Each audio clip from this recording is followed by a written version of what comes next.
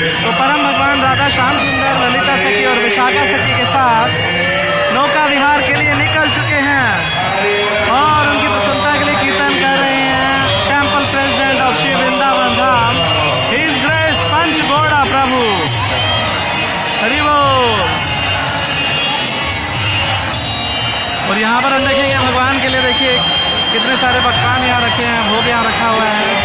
और भगवान जो हैं सभी भक्तों का, जिन भक्तों ने भी प्रेम भाव से भगवान के लिए भोग अर्पित किए हैं, तो भगवान जो है सबका भोग ग्रहण करने के लिए आ रहे हैं। और साथ ही साथ नौका विहार भी स्टार्ट हो चुका है। हरि बोल।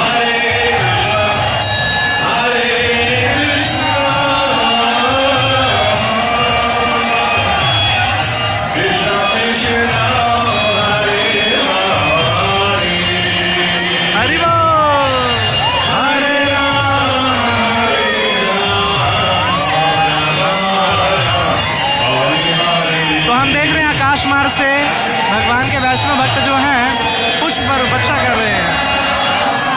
जय हरि हरि कृष्ण कृष्ण हरे हरे, जय राधा श्याम सुंदर की जय।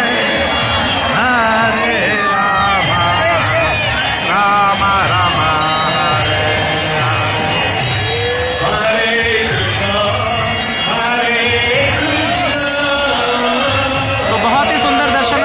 श्याम सुंदर के यहाँ पर किए इस बहुत मंदिर के माध्यम